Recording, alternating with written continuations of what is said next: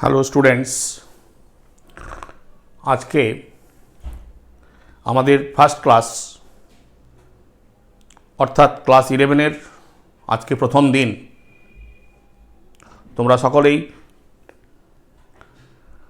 মাধ্যমিক পাস করে উচ্চ মাধ্যমিকে ক্লাস 11-এ ভর্তি হয়েছ সায়েন্স নিয়ে।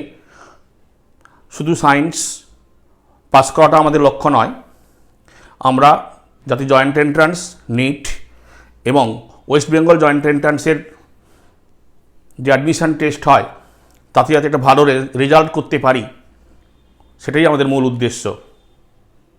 কিন্তু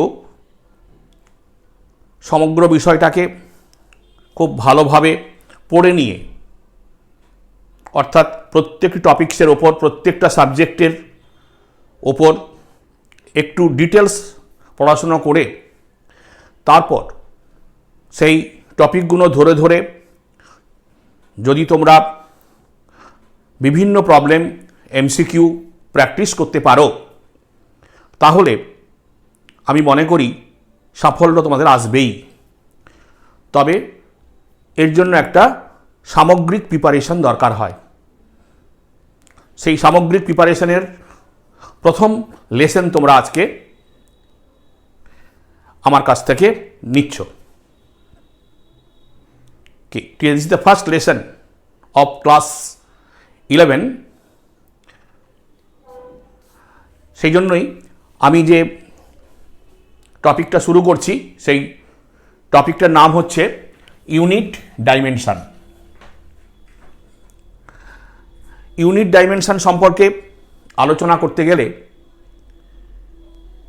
প্রথমে আমাদের জানতে হয় রাশি কাকে বলে।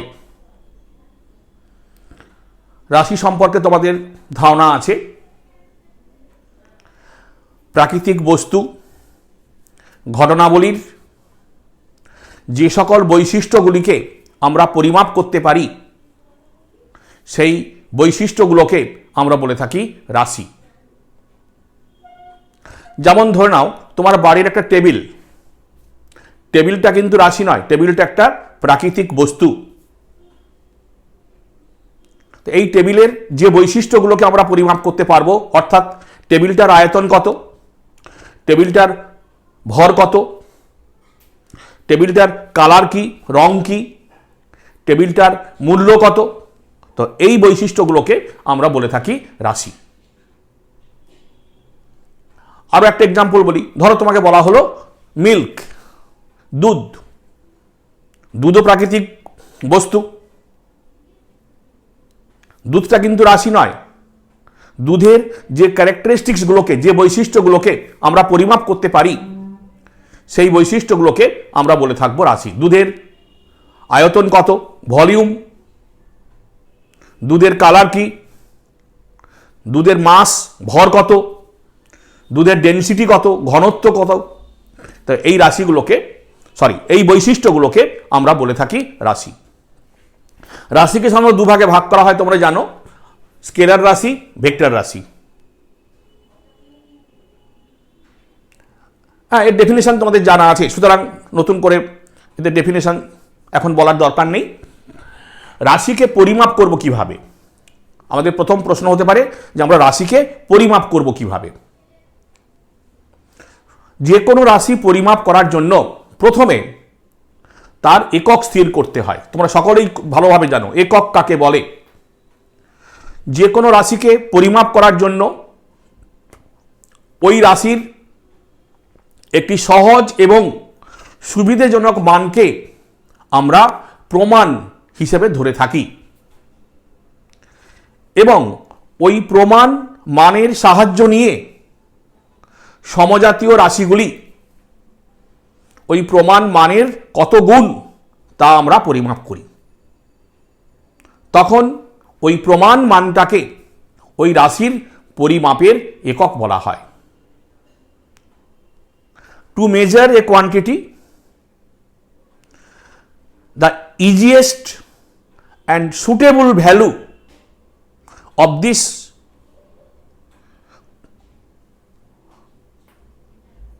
quantity is taken as standard and with the help of this standard value we can measure the other similar quantities.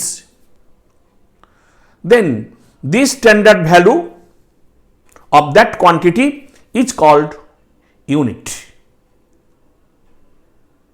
তাহলে যে কোনো রাশিকে পরিমাপ করতে গেলে তার একটি সহজ এবং সুবিধাজনক মানকে আমরা প্রমাণ হিসাবে ধরব। সেই প্রমাণ মানটাকে আমরা বলে থাকি একক। একককে আমরা দুভাগে ভাগ করি, একটাকে আমরা বলে থাকি প্রাথমিক একক এবং আরেকটা হচ্ছে লব্ধ একক। তোমরা নিশ্চয়ই জেনেছ দৈর্ঘ্য, ভর, সময় এই রাশিগুলোর একককে আমরা বলে থাকি প্রাথমিক একক। আর এদের সাহায্য নিয়ে আমরা অন্যান্য এককগুলো তৈরি করি, অন্যান্য রাশির এককগুলো তৈরি করি, তাই তাদের আমরা বলি লব্ধ একক। এই তিনটে নয়, দৈর্ঘ্য, ভর, সময়, শুধু এই তিনটে নয়, এছাড়াও আরও কয়েকটি প্রাথমিক একক আমাদের কাছে আছে। হ্যাঁ, এটা তোমরা জেনেছ, যেমন তাপমাত্রা প্রাথমিক একক, প্রবাহ মাত্রা, তড়িৎ প্রবাহ মাত্রা প্রাথমিক একক, মোল প্রাথমিক একক, কি দীপন প্রাবল্য লুমিনাস ইন্টেন্সিটি প্রাথমিক একক। মোট 7খানা প্রাথমিক একক আমরা আলোচনা করে থাকি। তো এই 7খানা প্রাথমিক একক, এদের সংজ্ঞা বা ডেফিনেশন পৃথকভাবে নির্দেশ করতে হবে, and they are also well defined. এবং এদের যে স্ট্যান্ডার্ড মান তুমি নেবে তা কখনোই পরিবর্তনযোগ্য নয়। এই রাশিগুলোর একককে আমরা বলে থাকি প্রাথমিক একক। আর এদের সাহায্য নিয়ে আমরা অন্যান্য রাশির একক তৈরি করি বলি তাদেরকে আমরা বলি লব্ধ একক। যেমন আয়তন, কার্য, বল, ভরবেগ, টর্ক, এই যে রাশিগুলো, এদের একক আমরা প্রাথমিক এককের সাহায্য নিয়ে তৈরি করে থাকি। ঠিক আছে, তাহলে এগুলো তোমরা মাধ্যমিক লেভেলে পড়াশোনা করেছো, সেই জন্যই আমরা এখানে ছোট ছোট করে এগুলো লিখে রেখেছি।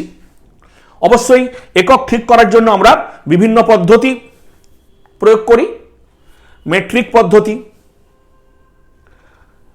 ব্রিটিশ পদ্ধতি এবং বর্তমান দিনে আমরা ব্যবহার করি আন্তর্জাতিক পদ্ধতি বা সিস্টেম ইন্টারন্যাশনাল।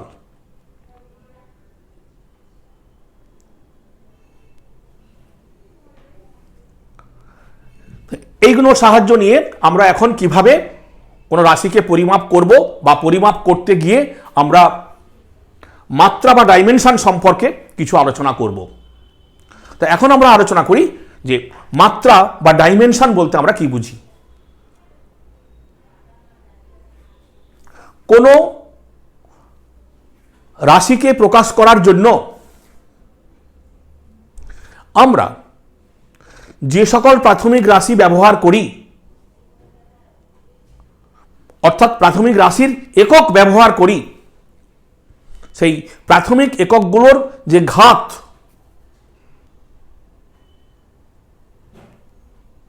এর সাহায্য নিয়ে আমরা ওই রাশিটাকে প্রকাশ করে থাকি। তখন ওই প্রাথমিক রাশির ঘাত গুণকে আমরা বলে থাকি মাত্রা। আরেকটু মনে হয় সহজ করে বলা ভালো, two represent a quantity we use the fundamental unit and the power of this fundamental unit by which the quantity is represented is defined as dimension of this quantity. অর্থাৎ কোনো রাশিকে প্রকাশ করতে গিয়ে প্রাথমিক এককগুলোর যে ঘাত আমরা ব্যবহার করি সেই ঘাতকেই আমরা বলে থাকি মাত্রা। মাত্রা কিভাবে আমরা আলোচনা করব, একটু বিস্তৃতভাবে করা যাক। আমরা এখানে যদিও একটা মাত্রার লিখে রেখেছি, যেমন যখন আমরা ভর আলোচনা করব, কেবলমাত্র ভর, তখন আমরা এটাকে লিখব এইভাবে m⁻1। ঠিক, অর্থাৎ এটাকে আমরা বলে থাকি ভরের মাত্রা। ভরের মাত্রা ঠিক আছে। ঠিক একই রকম ভাবে যদি আমরা এইভাবে লিখি l⁻1, তাহলে এটা বোঝাবে দৈর্ঘ্যের মাত্রা। ঠিক, যদি আমরা বলি t⁻1, তাহলে এটা বোঝাবে সময়ের মাত্রা।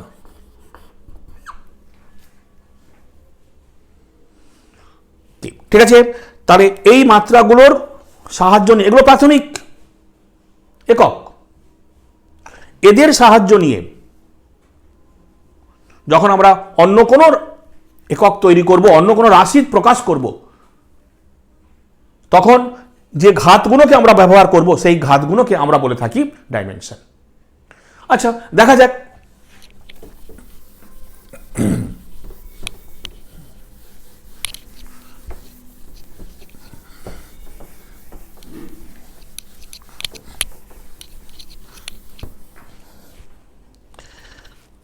ধরা যাক আমাকে বলা হলো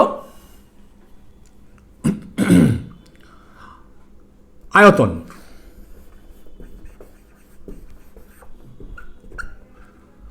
তোমরা সকলে আয়তন কাকে বলে জানো, আয়তনের ডেফিনেশন জানো।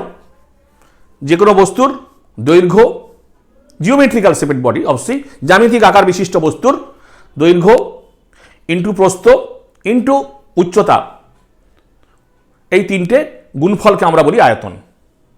অর্থাৎ দৈর্ঘ্য একটি দৈর্ঘ্য রাশি দ্বারা প্রকাশ করা যেতে পারে, প্রস্থকেও দৈর্ঘ্যের রাশি দ্বারা প্রকাশ করা যেতে পারে, এবং উচ্চতাটাকেও দৈর্ঘ্য রাশি দ্বারা প্রকাশ করা যেতে পারে। তাহলে আয়তনের ডাইমেনশনটা কেমন হবে না, তিনটে দৈর্ঘ্যের গুণফল। অর্থাৎ তখন তাকে আমরা লিখব L3। এবং যখন আয়তন প্রকাশ করব তখন দেখো ভর বা সময় তার মধ্যে থাকবে না, ফলে সেটাকে আমরা এভাবে লিখতে পারি m⁻0 t⁻0, এবং উষ্ণতাও লেখো k⁻0। তবে এখনকার দিনে, মানে বর্তমান দিনে, আমরা এই জিরো ঘাতগুলোকে আর লিখি না, ফলে এটাকে আমরা খুব সহজ পদ্ধতিতে লিখি।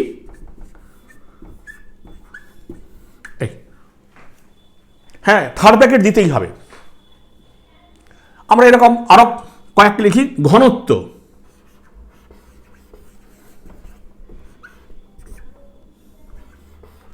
ঘনত্ব যাকে আমরা বলি ডেনসিটি।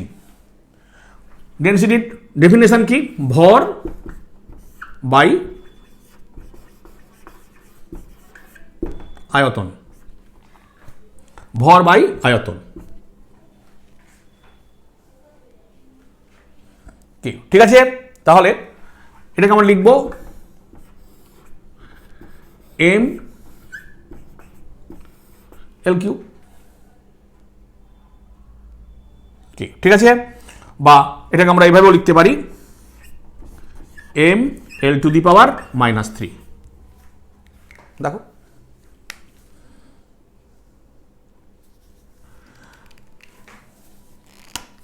ঠিক আছে। বেগ, গতিবেগ আমরা জানি সরণ বাই সময়। আমরা জানি গতিবেগ আমরা প্রকাশ করে থাকি সরণ বাই সময়। তাহলে এটার মাত্রা কিভাবে লিখব, L⁻⁻1। সুতরাং আমরা এরকম যে কোনো নতুন নতুন রাশির আমরা মাত্রা তৈরি করতে পারি। এখন আমরা দেখব যে বিভিন্ন রাশির এই ডাইমেনশনকে কাজে লাগিয়ে আমরা কেমন প্রশ্ন বা কেমন প্রয়োগ করতে পারি, সোজা ভাষায় অ্যাপ্লিকেশন অফ ডাইমেনশন। তো প্রথমে যেটা আমরা বলি যে কোনো রাশির মাত্রা তোমাকে নির্ণয় করতে দেওয়া হতে পারে। ঠিক আছে, প্রথম যে অ্যাপ্লিকেশনটা আমরা বলবো, ধরো আমাকে বলা হলো নাম্বার 1 ক্যাপিটাল জি, যাকে আমরা বলি মহাকর্ষীয় ধ্রুবক, এর মাত্রা কি? অবশ্যই অনেকবার অনেক পরীক্ষায় এসছে ক্যাপিটাল জি এর মাত্রা কি। প্রথমে কি করতে হবে না, যার মাত্রা বার করতে হবে সেই রাশিটার ডেফিনেশন, সংজ্ঞা তোমাকে তৈরি করতে হবে, আগে জানতে হবে।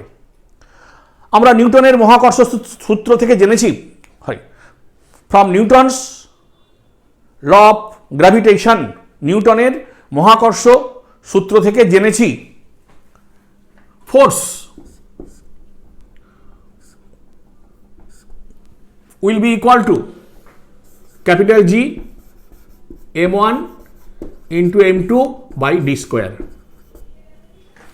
যেখানে m1 m2 হলো দুটি বস্তুর ভর, d তাদের মধ্যে দূরত্ব, তারা পরস্পরকে F বল দ্বারা আকর্ষণ করছে,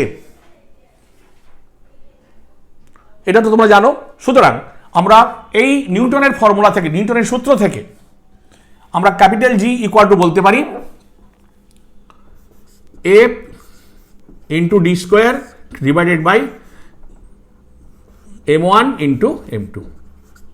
দেখো এবারে এর মাত্রা তুমি তৈরি করতে পারো। ফোর্সের মাত্রা, অবশ্যই কিছু মাত্রা তোমাকে তৈরি করে আগে থেকে রাখতে হবে বা জানতে হবে, ছোট ছোট কিছু রাশির মাত্রা তোমাকে জানতে হবে। Force M L T to the power -2 into D square, মানে distance square, L square by mass into mass. দেখো তাহলে ফ্রম দিস আমরা বলতে পারবো জি এর dimension m to the power -1 L cube t to the power -2।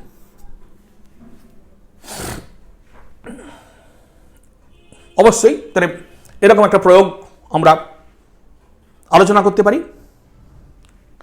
2 নম্বর, আমরা এই ডাইমেনশনের সাহায্য নিয়ে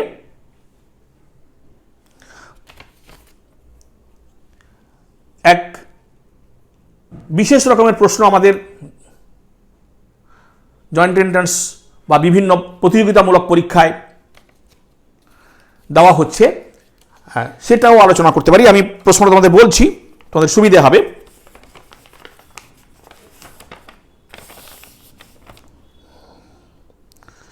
শব্দের গতিবেগ মাধ্যমের স্থিতিস্থাপক গুণাঙ্ক এবং মাধ্যমের ঘনত্বের উপর নির্ভরশীল। শব্দের বেগের সূত্র নির্দেশ করো মাত্রা বিশ্লেষণের সাহায্যে। দেখো শব্দের গতিবেগ এবং শব্দের গতিবেগ, velocity of sound depends on elastic coefficient of the medium and density of the medium. তাহলে আমরা বলতে পারি velocity of sound V proportional elastic coefficient E. কেমন প্রপোর্শনাল অর্থাৎ সমানুপাতিক, ব্যস্তানুপাতিক, কেমনভাবে তারা পরিবর্তিত হয় সেটা কিন্তু বলা হচ্ছে। নির্ভরশীল বা ডিপেন্ডস অন এ কথা বলা হচ্ছে। তাহলে আমরা ধরে নিই এটার মাত্রা হলো A, and density of the medium, দেখো তার মাত্রা হলো বি। ঠিক আছে, তাহলে এদের উপর নির্ভরশীল। তাহলে আমরা নিশ্চয়ই বলতে পারবো velocity will be equal to a constant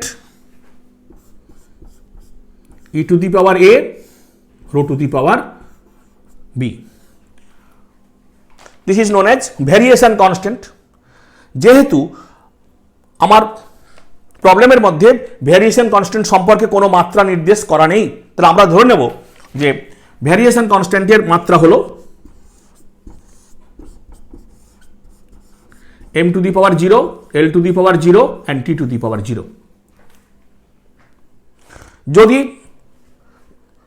কিছু উল্লেখ থাকতো যে যে ভ্যারিয়েশন কনস্ট্যান্ট তুমি ব্যবহার করবে তার মাত্রা এটা, তার তোমাকে সেটা ধরতে হতো। যেহেতু আমার কিছু বলা নেই, এইবারে দেখো আমরা ভেলোসিটি ডাইমেনশন আমরা জানি m to the power 0, l t to the power -1 will be equal to K থাকলো, কে কোনো ডাইমেনশন নেই, কে ডাইমেনশন দেখো, তারপরে বলেছে ইলাস্টিক মডিউলাস। দেখো ইলাস্টিক মডিউলাস, ইলাস্টিক মডিউলাস আমি বলেছিলাম যে কিছু ডাইমেনশন জানতে হবে। Elastic modulus E equal to stress by strain, stress by strain, এবং এর dimension stress equal to force per unit area, that is m l to the power -1 t to the power -2। তাহলে আমরা এখানে লিখব m l to the power -1 t to the power -2 to the power 1 into density, এটা আমরা জানি m l to the power -3 two the power b।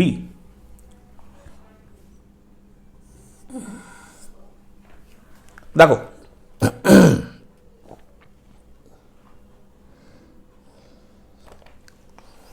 ঠিক আছে, তাহলে আমরা একটু সাজিয়ে লিখি m a plus b l minus a minus 3b into t minus 2a। দেখো ঠিক আছে, এইবারে যেহেতু আমরা এখানে ইকুয়াল সাইন দিয়েছি তাহলে নিশ্চয়ই এদিকের ডাইমেনশন এবং এদিকের ডাইমেনশন সমান হওয়া উচিত। দেখো তাহলে হেন্স এটাকেই বলা হয় ডাইমেনশনাল অ্যানালিসিস, মাত্রা বিশ্লেষণ। তাহলে বাই ডাইমেনশনাল অ্যানালিসিস, মাত্রা বিশ্লেষণ করে কি পেলাম, দেখো a plus b equal to 0, a plus b equal to 0। আর কি পেলাম, -2a ইকুয়াল টু -1। দেখো তাহলে হেন্স এখান থেকে বলতে পারি অতএব a ইকুয়াল টু হাফ এবং b ইকুয়াল টু -হাফ। দেখো তাহলে নিশ্চয়ই আমরা বলবো hence v will be equal to k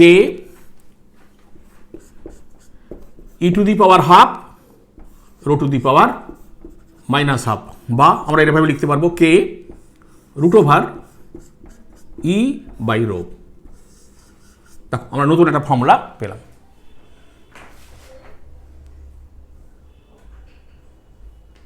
ঠিক আছে, আরো একটা দেখো, আরো একটা অ্যাপ্লিকেশন দেখাই, আরো একটা অ্যাপ্লিকেশন। তার নিশ্চয়ই এই দুটো অ্যাপ্লিকেশন বোঝার তোমার কোনো অসুবিধা নেই। ঠিক আছে, আমরা আরো একটা অ্যাপ্লিকেশন দেখাই।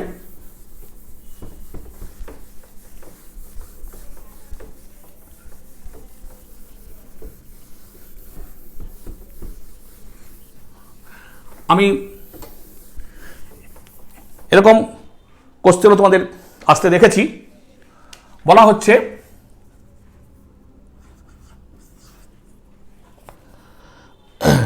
যদি শক্তি, গতিবেগ, সময় প্রাথমিক রাশি হয় তবে পৃষ্ঠটনের মাত্রা কেমন হবে।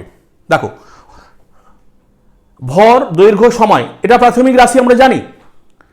যদি হতো, যদি বলা হচ্ছে যদি শক্তি ই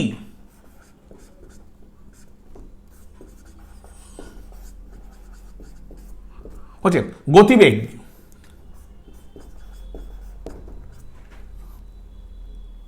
গতিবেগ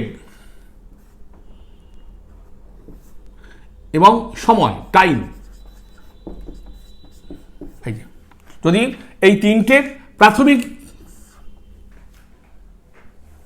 যদি এই তিনটে তোমার প্রাথমিক রাশি হতো, যদি এই তিনটে প্রাথমিক রাশি হতো, হ্যাঁ ঠিক আছে, তাহলে বলেছে যে পৃষ্ঠটানের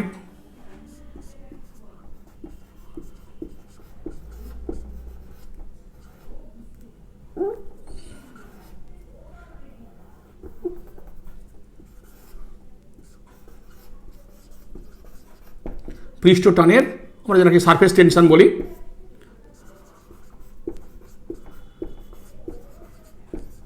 মাত্রা কি? দেখো সারফেস টেনশনের মাত্রা কি, ঠিক আছে। দেখো এমনি আমরা সারফেস টেনশন বলতে বুঝি পৃষ্ঠটান equal to force by length L, অর্থাৎ প্রাথমিক এককগুলোর সাহায্যে আমরা এটা বলবো M T to the power -2। ওকে, হ্যাঁ ঠিক আছে। বলছে আমাকে এই পৃষ্ঠটানকে এই ই ভি এবং টাইম দ্বারা প্রকাশ করতে বলা হয়েছে। তাহলে আমরা আগের মতোই লিখি, তার নিশ্চয়ই বলবো যে পৃষ্ঠটান এস প্রপোর্শনাল এনার্জি ডাইমেনশন হলো এ, ভি গতিবেগ ডাইমেনশন হলো বি, অ্যান্ড টাইম ডাইমেনশন হলো সি। দেখো কোনো প্রবলেম নেই। অবশ্যই যদি ইকুয়াল টু লিখতে চাও, S equal to constant E to the power A, V to the power B, T to the power C. ব্যাস, এবারে আমরা বোথ সাইড ডাইমেনশন বসিয়ে দিই। M L to the power 0, T to the power -2 equal to K, অবশ্যই dimensionless quantity, M to the power 0, L to the power 0, T to the power 0 লিখতে পারো, কোনো অসুবিধা নেই। এনার্জি বলতে শক্তি তোমরা জানো নিশ্চয়ই, M L square T to the power -2 to the power A, velocity L T to the power -1 B, এবং time T to the power C. দেখুন যদি তোমরা একবার মিলিয়ে নাও, যদি কোনো ভুল করে থাকি একবার দেখে নাও, যদি কোনো ভুল করে থাকি।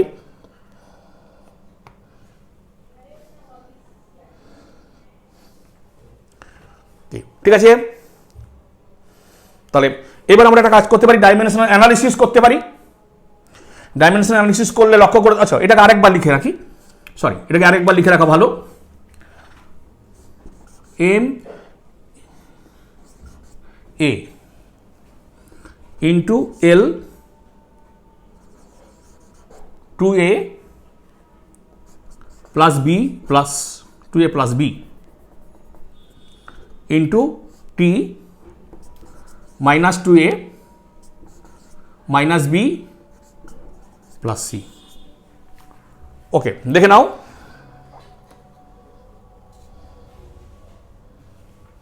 ঠিক আছে, হ্যাঁ এইবার আমরা ডাইমেনশনাল অ্যানালিসিস করি, করলে কি হবে দেখো, যদি আমরা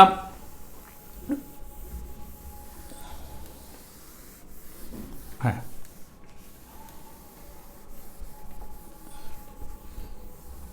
এবারে যদি আমরা ডাইমেনশনাল অ্যানালিসিস করি তাহলে কি বলবো দেখো, A equal to 1, hence A equal to 1, 2a plus b equal to 0 and -2a minus b plus c equal to -2 equal to -2। দেখো তাহলে আমরা a equal to 1 পেয়েছি, তিনটাকে তুমি সলভ করতে পারো, হ্যাঁ নিশ্চয়ই কোনো প্রবলেম নেই।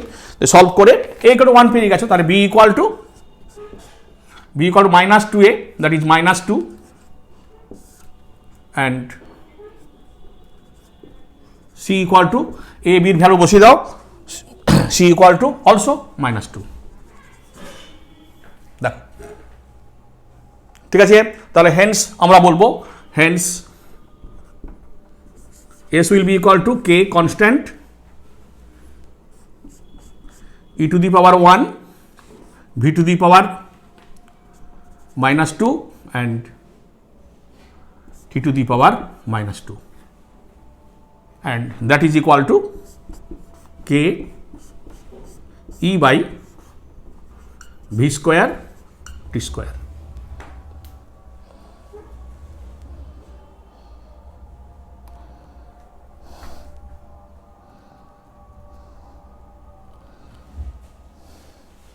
দেখো ঠিক আছে,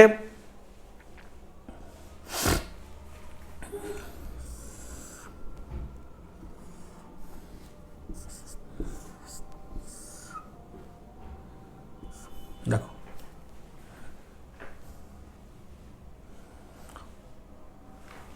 তাহলে এরকম কিছু প্রশ্ন আমাদের আসতে পারে।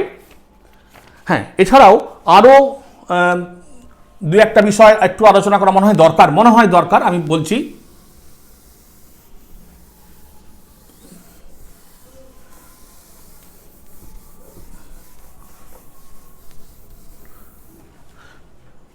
যেমন ধরো আমাকে বলা হলো যে টর্ক,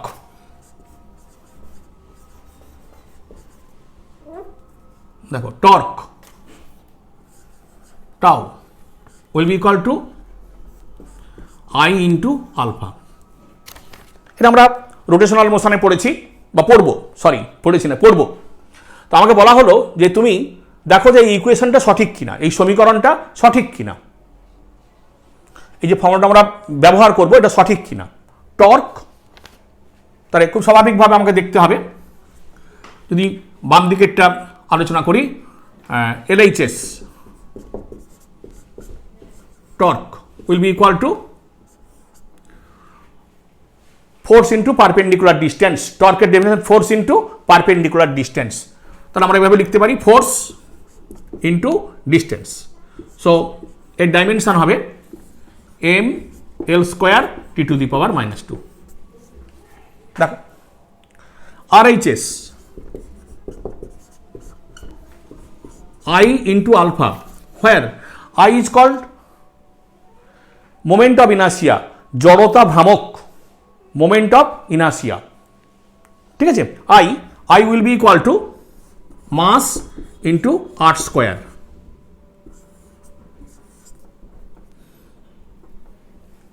দেখো ঠিক আছে, মাস ইন্টু r স্কোয়ার।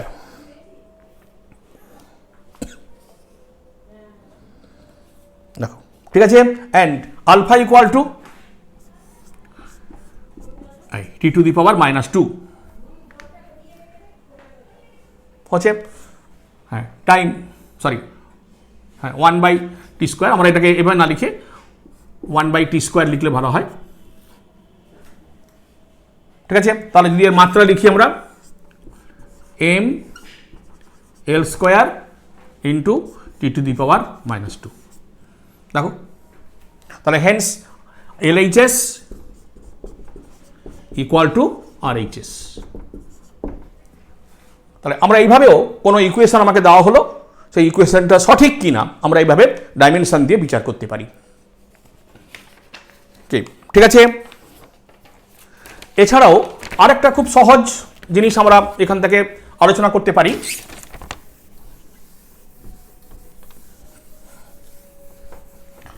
একটু দেখে নাও, অনেক সময় আমাকে একটা ইউনিট দেওয়া হয় কোনো একটা সিস্টেমে, CGS অথবা MKS, এবং বলা হয় এটাকে অন্য কোনো সিস্টেমে তুমি চেঞ্জ করো। আমি একটা তোমাকে এক্সাম্পল বলি। Number 5, density of mercury rho equal to 13.6 gram per centimetre cube. বলছে convert this unit in MKS system, এটাকে এমকেএস সিস্টেমে কত হবে, এটা সিজিএসে হলো। তাহলে এমকেএস পদ্ধতিতে এটার ভ্যালু কত হবে? দেখো আমাকে বলা হলো যে এমকেএস পদ্ধতিতে এর ঘনত্ব কত হবে, এই মানটা কত হবে। আমরা যখন কোনো একটা রাশিকে প্রকাশ করি, সেই রাশির দুটো পোর্শন থাকে, দুটো পার্ট থাকে। যেমন ধরো গতিবেগ, কি কি থাকে? একটা থাকে ধরো 50 কিলোমিটার পার আওয়ার। লক্ষ্য করে দেখো, এটা হলো তার ম্যাগনিচিউড এবং এটা হলো তার ইউনিট, ম্যাগনিচিউড এবং একটা ইউনিট। তাহলে আমরা এটাকে লিখতে পারবো, ম্যাগনিচিউডটাকে লিখি এন আর ইউনিটটাকে লিখি ইউ। তাহলে আমি যখনই কোনো সিস্টেম চেঞ্জ করব, তাহলে এন এবং ইউ এর দেখো মানটা বা রাশিটা চেঞ্জ হতে পারে, কিন্তু তাদের টোটাল প্রোডাক্টটা তো চেঞ্জ হবে না, টোটাল প্রোডাক্টটা তো একই থাকবে। তাহলে in different system, for different system, ভিন্ন ভিন্ন পদ্ধতির জন্য বিভিন্ন পদ্ধতির জন্য আমরা কি বলতে পারি, N1 U1 এটা ধরো একটা পদ্ধতিতে will be equal two N2 U2। ঠিক আছে। তাহলে আমরা ধরে নিই এটা সিজিএস, এটা এমকেএস, তাহলে hence 13.6 into gram per centimetre cube will be equal to, এইটা ভ্যালু কত হয় বার করতে হবে, ইন্টু এটা হবে কিলোগ্রাম পার মিটার কিউব। দেখো ঠিক আছে। দেখুন আমি নিশ্চয়ই কোনো অসুবিধা কিছু করিনি, দেখো ঠিক আছে। তাহলে প্রথমে দেখে নিই আমার কী বার করতে, ডেনসিটি, ডেনসিটির মাত্রা কি, ডেনসিটি রো, ডেনসিটির মাত্রা mass per unit volume M L to the power -3। Okay, দেখো M L to the power -3। ঠিক আছে। তাহলে আমরা যদি সেভাবে ধরি, এটা এ এটা বি, তাহলে hence here a equal to 1 and b equal to -3। ঠিক আছে। তাহলে আমরা এইভাবে লিখতে পারি N2, N2 এর ভ্যালু বার করতে চাই, therefore N2 equal to N1 into দেখো U1 by U2, that is, এটাকে আমরা এভাবে লিখতে পারি N1, U1টা কেউ দেখো কিলোগ্রাম পার মিটার কিউব, অবশ্যই কিলোগ্রাম। দেখো তাহলে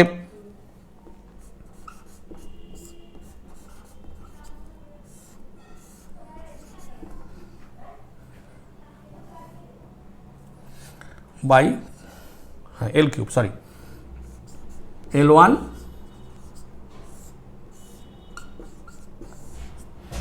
দেখে নাও, যদি কোনো ভুল থাকে দেখে নাও। তাহলে এবার এক কাজ করো,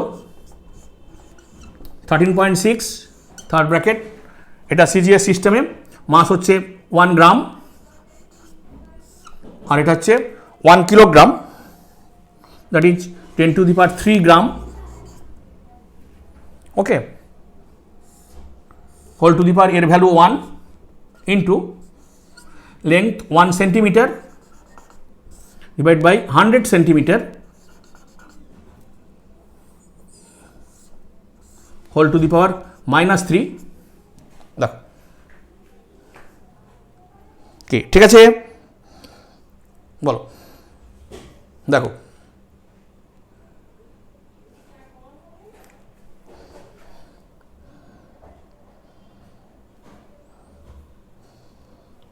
তাহলে এটা তুমি ক্যালকুলেট করো, দেখবে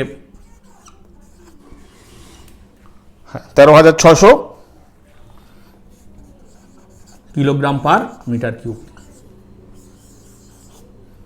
এই দেখো আমরা এইভাবে ইউনিটগুলোকে চেঞ্জ করতে পারি।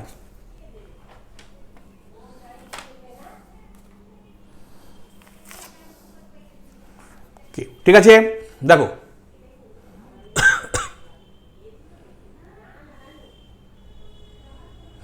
সেই দরকার তুমি এখানে যদি মনে করো যে এখানে লিখবো this is for CGS and this is for MKS, no problem, লিখে নিলেও কোনো ক্ষতি নেই। দেখো ঠিক আছে,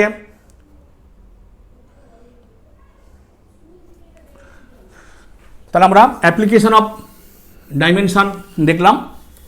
তো এই প্রসঙ্গে একটা জিনিস বলি, অনেক সময় আসতে পারে যে হোয়াট ইজ ডাইমেনশনলেস কোয়ান্টিটি, মাত্রাবিহীন রাশি কাদের বলা হয়, প্রশ্ন আসতেই পারে, বলতে পারে মাত্রাবিহীন রাশি।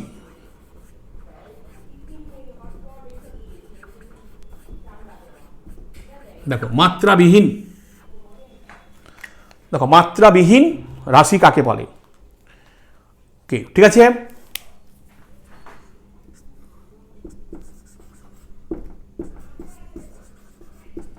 মাত্রাবিহীন রাশি বলতে আমরা কি বুঝি,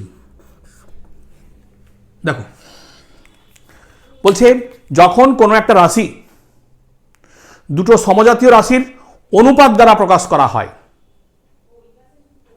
when a quantity is represented by the ratio of two similar quantities, যখন কোনো একটি রাশি দুটি সমজাতীয় রাশির অনুপাত দ্বারা প্রকাশ করা হয় তখন সেই রাশিটির কোনো মাত্রা থাকে না, তাকে আমরা বলি ডাইমেনশনলেস কোয়ান্টিটি বা মাত্রাবিহীন রাশি। এক্সাম্পল, সহজ এক্সাম্পল, আপেক্ষিক গুরুত্ব বা অনেকে বলে relative density, relative density, relative density, relative density, বাংলায় বলে আপেক্ষিক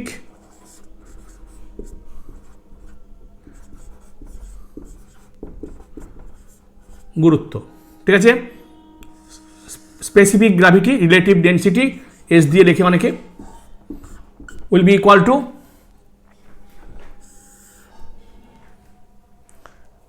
density of a substance by the density of water at 4 degree Celsius. কি ঠিক আছে, যদি না জানো লিখতে পারো ডেন্সিটি অফ, আমি সংক্ষেপে লিখছি, density of substance by density of water at 4 degree Celsius.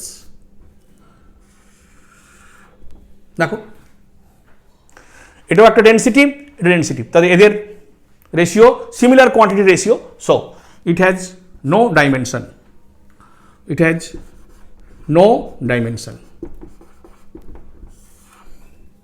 এরকম রাশিগুলোকে আমরা বলে থাকি মাত্রাবিহীন রাশি। ডাইমেনশন এবং ইউনিট আলোচনা করতে গিয়ে আমাদের আরেকটা ছোট্ট জিনিস থেকে যায়, সেটা হচ্ছে সিগনিফিক্যান্ট ফিগার, বাংলায় বলি আমরা সার্থক সংখ্যা। আমরা যখন কোনো রাশিকে পরিমাপ করি সেই পরিমাপের সময় সঠিকভাবে পরিমাপ করা অঙ্ক সংখ্যা এবং প্রথম অনিশ্চয়তামূলক অঙ্ক সংখ্যা দিয়ে যে ডিজিট বা যে সংখ্যা আমরা প্রকাশ করি সেটাকেই বলা হয় significant figure. To measure a quantity, the digit which we measure accurately and first uncertainty digit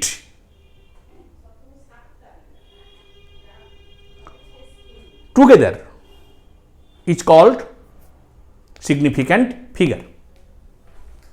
তাহলে যেটা সঠিকভাবে পরিমাপ করলাম আর যেটা আমার আনসার্টেনটি মানে অনিশ্চয়তা, যেটা সঠিক হতে পারে নাও হতে পারে, তার ফার্স্ট ডিজিট, এটা নিয়ে যখন আমি কোনো রাশিকে প্রকাশ করব তখন সেইটাকে বলা হবে সার্থক সংখ্যা বা সিগনিফিক্যান্ট ফিগার। সার্থক সংখ্যা তৈরি করতে গেলে আমাদের কতগুলো নিয়ম মনে রাখতে হয়, এবং যখন তুমি কোনো ক্যালকুলেশন করবে তখন যোগ বিয়োগ মাল্টিপ্লিকেশন এই সকল ক্ষেত্রে লিস্ট সিগনিফিক্যান্ট ফিগার নিয়ে তোমাকে প্রবলেমগুলো করতে হয়। খেয়াল রাখবে, লিস্ট সিগনিফিক্যান্ট সবচেয়ে কম সিগনিফিক্যান্ট ফিগারের ধরে তোমাকে ক্যালকুলেশনটা করতে হয়। তো যাই হোক, আমি লিখে দেওয়ার চেষ্টা করছি। দেখো যে সিগনিফিক্যান্ট ফিগারের কি কি নিয়ম আছে, আমি এক একটা করে এক্সাম্পলও দেবো। হ্যাঁ, 5-6টা এরকম নিয়ম আছে। নাম্বার 1, দেখো number 1, all non-zero digit are significant। যদি কোনো সংখ্যায় কোনো জিরো না থাকে তাহলে সেটা সিগনিফিক্যান্ট। কি ঠিক আছে? তাহলে আমরা লিখে রাখি, সকল অশূন্য নন জিরো, আমি নন জিরো কথাটা ব্যবহার করি সুবিধে হবে, নন জিরো ডিজিট আর সিগনিফিক্যান্ট বা অল নন জিরো ডিজিট সার্থক।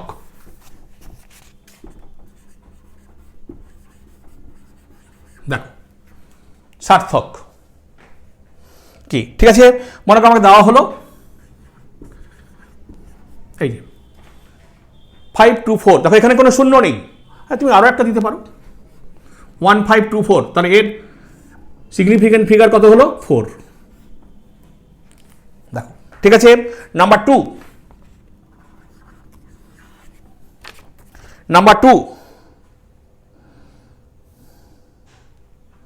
হ্যাঁ বলছে যদি কোনো সংখ্যায় শূন্য থাকে কিন্তু শূন্যটা দুটো নন জিরো ডিজিটের মধ্যে আছে,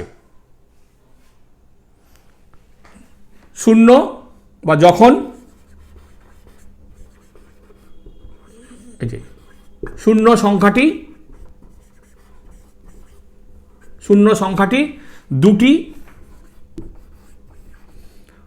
দুটি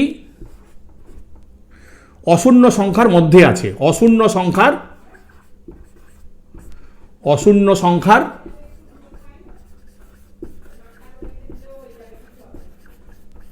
মধ্যে, দেখো দুটো অশূন্য সংখ্যার মধ্যে কি ঠিক আছে, তখন সেটা সার্থক। দেন ইট ইজ, হ্যাঁ তখন সমস্ত, হ্যাঁ দেন তখন কি হবে? তখন সমস্ত সংখ্যাগুলো সার্থক কি ঠিক আছে? যেমন আমি তোমাকে বলতে পারি, দেখো 25.506, দেখো এখানে দেখো শূন্যটা আছে দুটো, তার এখানে কতগুলো হবে? 1, 2, 3, 4, 5টা, তাহলে এখানে সার্থক সংখ্যা হলো 5। দেখো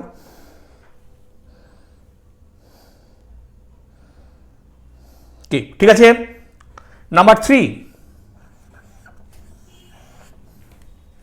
যখন সংখ্যাটা 1-এর থেকে কম, লেস দেন 1, হ্যাঁ when নাম্বার ইজ, সংখ্যাটা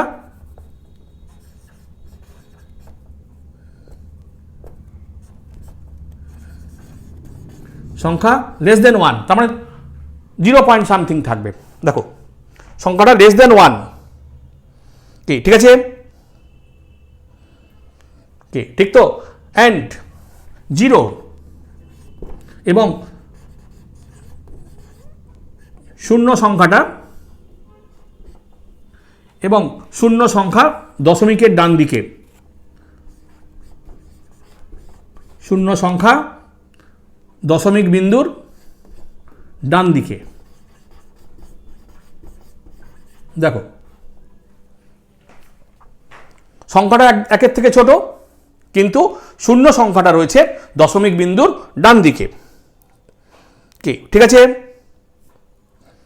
কি ঠিক আছে? দেন সেই শূন্যটাকে ধরা যাবে না। দেন হ্যাঁ এই শূন্য সংখ্যাটা অসার্থক,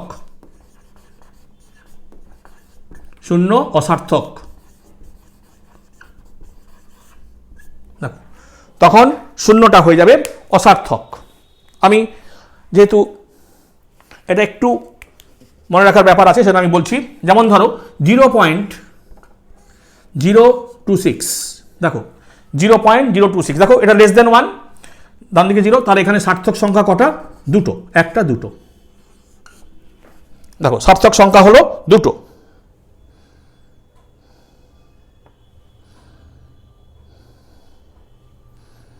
ঠিক আছে, কিন্তু মজার ব্যাপার, যদি এই শূন্যটা এইদিকে থাকতো, কি ঠিক আছে। নাম্বার 4, দেখো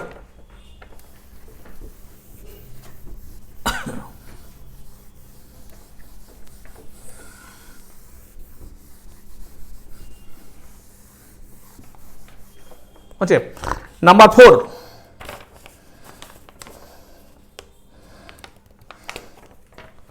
চার নম্বর হচ্ছে সংখ্যা লেস দেন 1,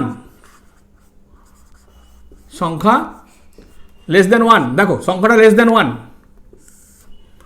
বুঝছে, কিন্তু শূন্য সংখ্যাটা দশমিকের ডান দিকে, কিন্তু অশূন্য সংখ্যার পর, হচ্ছে শূন্য অঙ্ক বলতে পারো, সংখ্যা না বলে অঙ্ক, শূন্য অঙ্ক, আমি ডিজিটকে বাংলায় বলে অঙ্ক, আমি হয়তো সংখ্যা বলে গেছি, সেগুলো অঙ্ক। হ্যাঁ, শূন্য, এই শূন্য অঙ্ক, এটা অঙ্ক লিখে দেওয়া ভালো।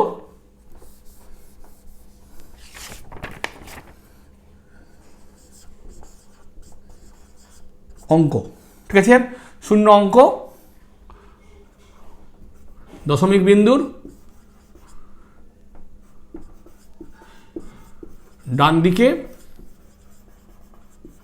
কিন্তু অশূন্য অঙ্কের পর, দেখো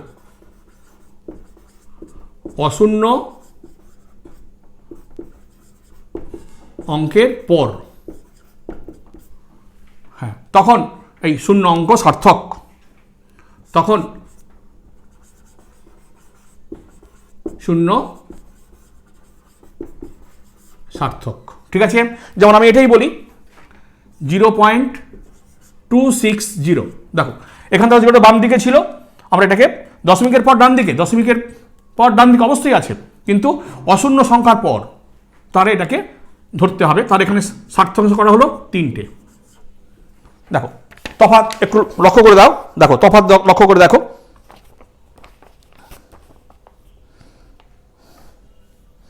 কি ঠিক আছে।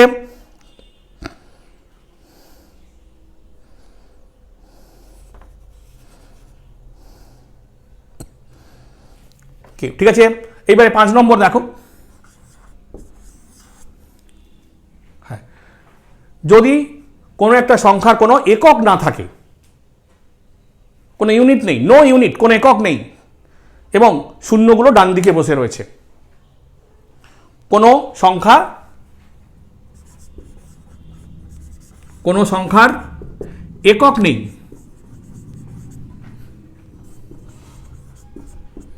দেখো একক নেই, কিন্তু অশূন্য অঙ্কগুলি, শূন্য অঙ্কগুলি ডান দিকে, শূন্য অঙ্ক, অশূন্য সংখ্যা ডান দিকে, অশূন্য অঙ্কের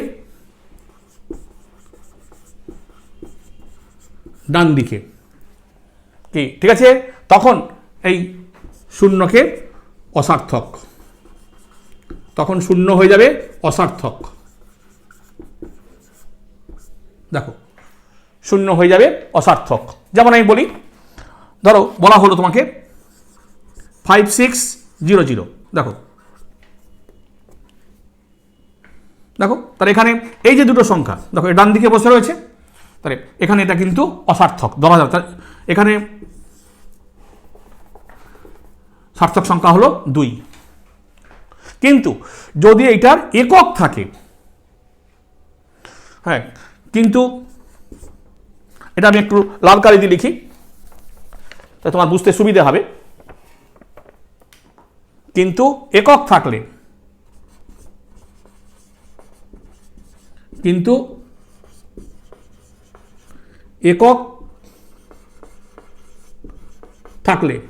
এই যে শূন্য অঙ্কগুলি সার্থক। দেখো তখন কিন্তু শূন্য অঙ্কগুলো সার্থক হয়ে যাবে।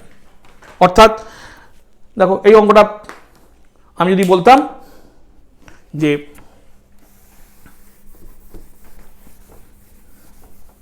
দেখো যদি বলতাম যে 5600 মিটার, দেখো যদি একক দেওয়া হতো তাহলে সার্থক করা হতো 4টে। দেখো তখন সার্থক সংখ্যা হতো 4টে। কি ঠিক আছে?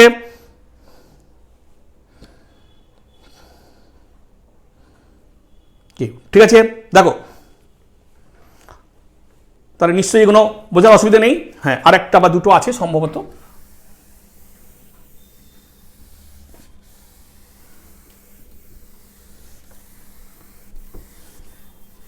দেখো বলছে যখন আমরা কোনো সংখ্যাকে 10-এর বা 10-এর পাওয়ার হিসাবে লিখি, 10-এর পাওয়ার হিসাবে লিখি, তখন হ্যাঁ the power of is irrelevant, তখন পাওয়ারের কোনো সার্থকতা নেই। দেখো তাহলে আমরা বলবো the power of 10 is irrelevant, অর্থাৎ 6 নম্বর 10-এর ঘাত, কোনো সংখ্যাকে 10-এর ঘাত হিসাবে প্রকাশ করলে ঠিক আছে তা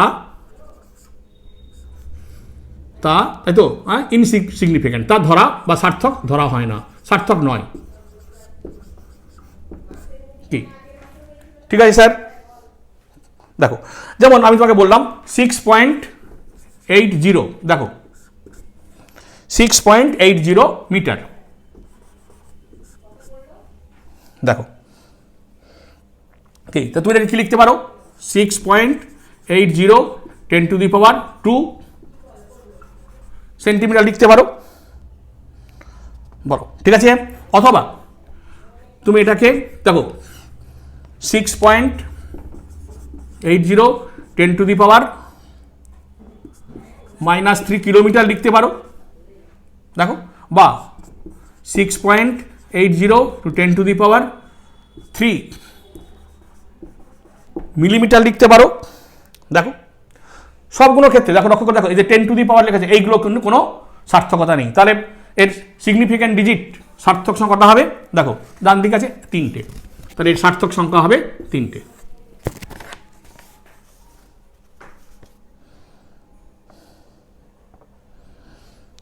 ঠিক আছে? তাহলে আর একটা জিনিস বলি, হ্যাঁ যখন কোনো পরিমাপে তুমি ইউনিট চেঞ্জ করে দাও, কি ঠিক আছে, মেজারমেন্ট যদি ইউনিট চেঞ্জ করে তাহলে কিন্তু সার্থক সংখ্যার কোনো পরিবর্তন ঘটে না। হচ্ছে হ্যাঁ পদ্ধতি, ইউনিট একক চেঞ্জ করলে, একক পরিবর্তন করলে সার্থক সংখ্যা একই থাকে, সার্থক সংখ্যা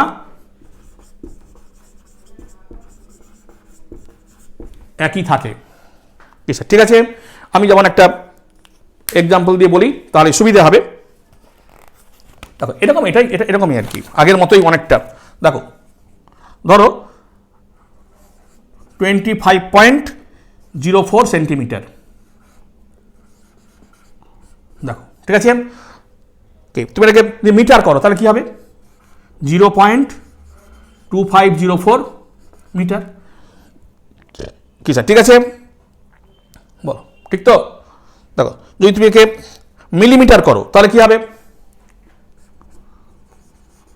250.4 মিলিমিটার। দেখো তাহলে কিন্তু সব ক্ষেত্রে কিন্তু সার্থক সংখ্যা হবে, সার্থক সংখ্যা হবে,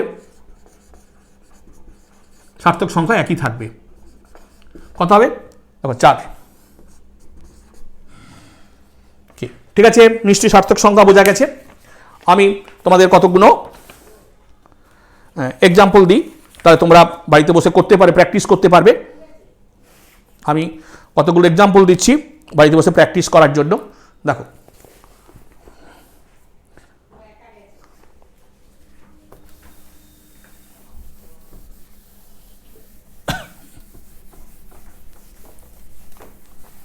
হ্যাঁ, নিজেরাই বসে বসে করতে পারবে।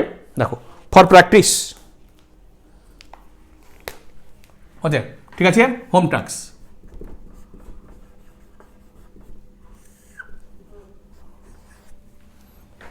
নাম্বার 1,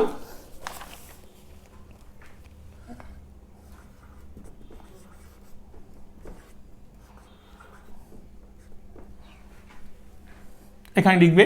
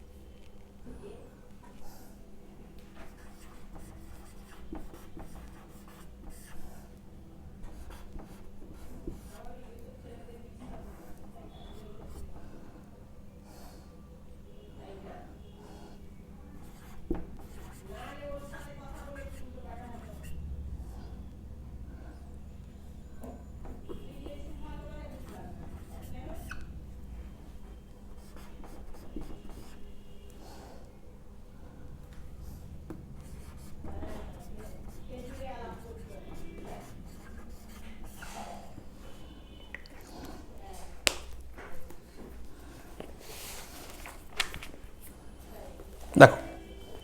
তো আশা করি তোমরা এগুলো নিজেরা বাড়িতে বসে প্র্যাকটিস করতে পারবে এবং পারলে আমাকে হোয়াটসঅ্যাপ করে জানাতে পারো। ঠিক আছে, ধন্যবাদ।